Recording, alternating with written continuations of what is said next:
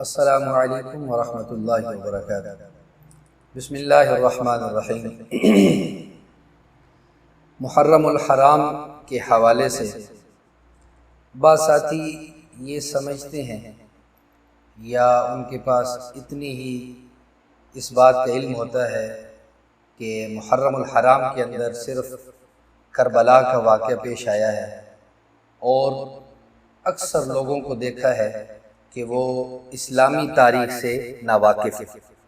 اکثر لوگ یہی سمجھتے ہیں کہ محرم الحرام کے اندر صرف واقعہ کربلا پیش آیا ہے، بلکہ اگر اسلامی تاریخ کو دیکھا جائے تو جب سے یہ کائنات بنی ہے اس وقت سے بے شمار واقعات محرم الحرام کے اندر پیش آئے ہیں۔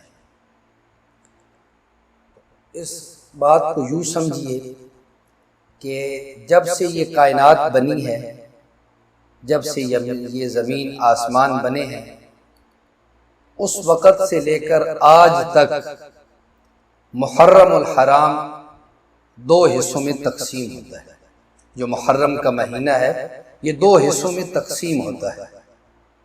گویا محرم کے دو رخ ہیں کہ جب اللہ تعالیٰ نے جب بھی کسی نبی کو، کسی ولی کو، کسی اپنے مقرب بندے کو، کسی غوث کو، کسی کتب کو، کسی ابدال کو جب اللہ تعالیٰ نے عزت دینے کا ارادہ فرمایا ہے تو اس کے لیے اللہ تعالیٰ نے محرم کے مہینے کو چنا ہے۔ اور جب اللہ تعالیٰ نے کسی شیطان کو، ابلیس کو، یا کسی مغرور کو، کسی ظالم کو، کسی فرعون کو، کسی نمرود کو، کسی بھی شرابی کو اللہ تعالیٰ نے جب سزا دینی چاہیے ہے، سزا دینے کا ارادہ فرمایا ہے، تو اس کے لیے بھی اللہ تعالیٰ نے محرم کے مہینے کو چنا ہے۔ گویا یہ عزت والوں کے لیے عزت والا مہینہ ہے اور ذلت والوں کے لیے ذلت والا مہینہ ہے۔ اس پر بھی شمار واقعات شاہد ہیں۔ اسلامی تاریخ کا اگر مطالعہ کیا جائے، شاہ عبدالحق محدث دہلوی رحمۃ اللہ علیہ کی کتاب ہے، اس کے اندر واقعات لکھی ہوئی ہیں۔ ان میں سے پہلا واقعہ کہ جب حضرت آدم علیہ السلام کا خمیر تیار کیا گیا، حضرت آدم علیہ السلام کے اندر جب روح ڈالی گئی اور جب حضرت آدم علیہ السلام کو فرشتوں نے تعظیماً سجدہ کیا، اور جب حضرت آدم علیہ السلام کو خلافت کا تاج ملا، تو اس کے لیے بھی اللہ تعالیٰ نے محرم کے مہینے کو چنا۔ یہ عزت اللہ تعالیٰ نے محرم کے مہینے میں حضرت آدم علیہ السلام کو عطا فرمائی۔ اور اس کے مقابلے میں جو شیطان تھا، جو اللہ کا بھی دشمن، حضرت آدم علیہ السلام کا بھی دشمن، اور سارے مسلمانوں کا جو دشمن ہے، اس کو اللہ تعالیٰ نے ذلیل کیا، اپنی بارگاہ سے اس کو نکالا، جیسے قرآن میں آتا ہے فَاخْرُجْ مِنْهَا فَإِنَّكَ رَجِيمٌ۔ تو اس کے لیے بھی اللہ تعالیٰ نے محرم کے مہینے کو چنا۔ اسی طرح آگے جب تاریخ کا مطالعہ کیا جائے تو حضرت نوح علیہ السلام جب ان کو حکم دیا گیا کہ کشتی تیار کریں، اور ان کی جو نہ ماننے والی قوم تھی ان پر جو اللہ تعالیٰ کی طرف سے عذاب آیا، اور زمین سے بھی پانی نکلا، آسمان سے بھی پانی برسا، اور ہر طرف سے پانی نکلا، طوفان آیا، تو وہ کشتی رجب کے مہینے میں وہ کشتی پانی پر چلنا اس نے شروع کیا، اور اللہ تعالیٰ نے نوح علیہ السلام کو کامیابی عطا فرمائی۔ تو 6 مہینے وہ کشتی چلتی رہی۔ اللہ تعالیٰ نے نوح علیہ السلام کو جو کامیابی عطا فرمائی وہ بھی محرم کے مہینے میں عطا فرمائی۔ اور نوح علیہ السلام کے جو مخالفین تھے، جو دشمن تھے، جن کا ذکر قرآن کے اندر آتا ہے وَقَالُوا لَا تَذَرُنَّ آلِهَتَكُمْ وَلَا تَذَرُنَّ وَدًّا وَلَا سُوَاعًا وَلَا يَغُوثَ وَيَعُوقَ وَنَسْرًا، جو 5 بتوں کی وہ جو پوجا کیا کرتے تھے، اللہ تعالیٰ نے ان کو غرق کیا، ان کو تباہ کیا، اس کے لیے بھی اللہ تعالیٰ نے محرم کے مہینے کو چنا۔ اسی طرح آگے چلیں تو حضرت ابراہیم علیہ السلام، ان کو بھی اللہ تعالیٰ نے جب عزت عطا فرمائی، اللہ تعالیٰ نے خلیل اللہ کا لقب عطا فرمایا، اور ان کے لیے جو نمرود تھا اس نے جو آگ تیار کروائی تھی، اس آگ کو گلے گلزار بنایا اور اس آگ کو بہار بنایا، تو اس بہار کے لیے بھی حضرت ابراہیم علیہ السلام کو عزت دینے کے لیے بھی اللہ تعالیٰ نے محرم کے مہینے کو چنا۔ اور حضرت ابراہیم علیہ السلام کا جو دشمن تھا نمرود، اس کو اللہ تعالیٰ نے ایک لنگڑے مچھر سے ذلیل کروا کر اللہ تعالیٰ نے اس کو ہلاک کروایا، تو اس کے لیے بھی اللہ تعالیٰ نے محرم کے مہینے کو چنا۔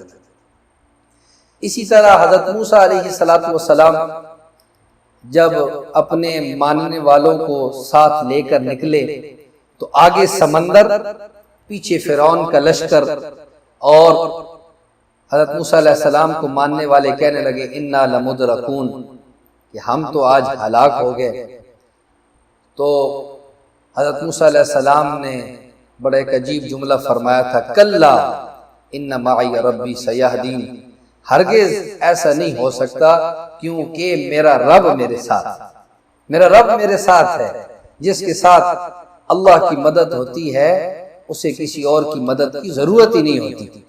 تو حضرت موسیٰ علیہ السلام نے اپنا عصا سمندر پانی پہ مارا اور راستے بن گئے، تو اللہ تعالیٰ نے موسیٰ علیہ السلام کو نجات عطا فرمائی، اس کے لیے بھی اللہ تعالیٰ نے محرم کے مہینے کو چنا۔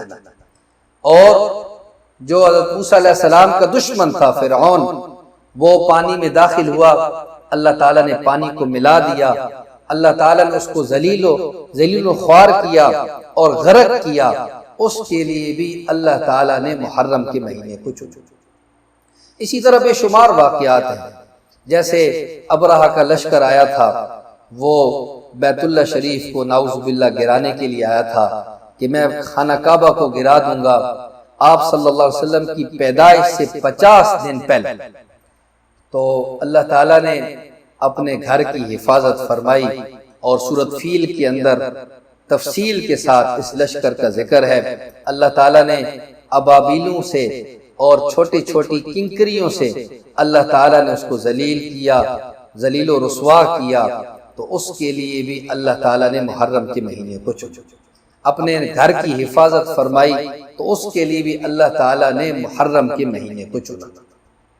اسی طرح ایک بہت بڑی جنگ خیبر، جو مسلمانوں کا ایک بڑے کفار کے بڑے سرداروں سے مقابلہ تھا، اور اس میں حضرت شیر خدا حضرت علی المرتضیٰ رضی اللہ تعالی عنہ کو جو فتح نصیب ہوئی، اللہ تعالیٰ نے فتح عطا فرمائی، تو اس کے لیے بھی اللہ تعالیٰ نے محرم کے مہینے کو چنا۔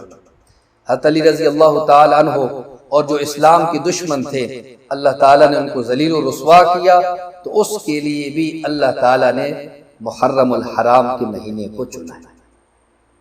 اسی طرح یکم محرم الحرام کو حضرت عمر رضی اللہ تعالیٰ عنہ کو شہادت عطا فرما کر اللہ نے عزت عطا فرمائی، وہ بھی محرم الحرام کے مہینے میں۔ اسی طرح حضرت عمر رضی اللہ تعالیٰ عنہ کا جو دشمن تھا ابو لولو مجوسی،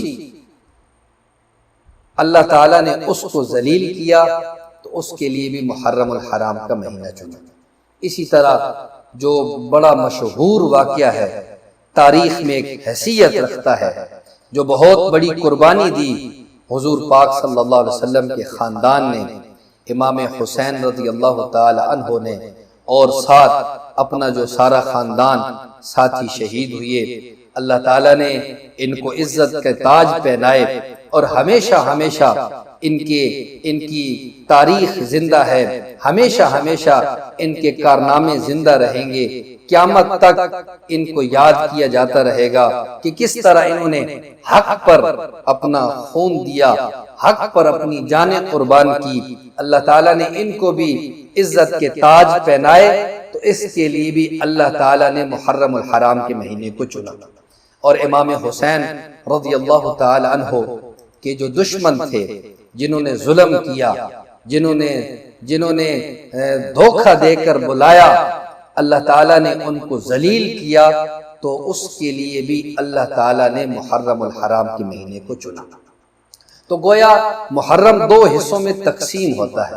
اللہ تعالیٰ نے کسی کو عزت دی تو اس کے لیے بھی محرم کے مہینے کو چنا، اللہ تعالیٰ نے کسی کو ذلیل کیا تو اس کے لیے بھی اللہ تعالیٰ نے محرم کے مہینے کو چنا۔ تو دوستو یہ شروع سے دستور چلا آ رہا ہے کہ اللہ تعالیٰ ہی عزت دیتے ہیں۔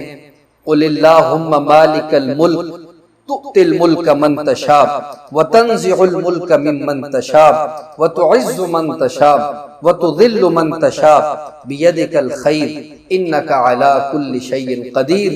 جس کو چاہتے ہیں بادشاہ دیتے ہیں، جس کو چاہتے ہیں جس سے بادشاہ لے لیتے ہیں، جس کو چاہتے ہیں عزت کے ہار پہنواتے ہیں، جس کو چاہتے ہیں ذلیل کر دیتے ہیں۔ سارا نظام قدرت اللہ کے ہاتھ میں ہے۔ اللہ تعالیٰ ہر چیز پر قادر ہے، ہر چیز پر قادر ہے۔ تو دوستو اللہ تعالیٰ نے عزت اپنے پیاروں کو عطا فرمائی، ان کے پیچھے ان کی قربانیاں ہیں، ان کے پیچھے جو انہوں نے اللہ کو راضی کرنے کے لیے اپنی جان، اپنا مال، اپنا سب کچھ قربان کیا، اس وجہ سے اللہ تعالیٰ نے ان کو عزت عطا فرمائی، عزت عطا فرمائی۔ اس وجہ سے آج بھی ان کا نام روشن ہے، اور یہ تو جہان ختم ہو جائے گا، آخرت کا جو جہان ہے اس جہان میں بھی یہی لوگ کامیاب ہیں جنہوں نے اللہ کو راضی کیا، جنہوں نے اللہ کو راضی کیا۔ اس لیے دوستو یہ محرم الحرام کے اندر بے شمار واقعات پیش آئے، ان میں سے ہمیں یہی سبق ملتا ہے کہ ہم اپنے اندر غور کریں کہ کیا ہم عزت والوں کے راستے پر چل رہے ہیں یا ذلت والوں کے راستے پہ چل رہے ہیں۔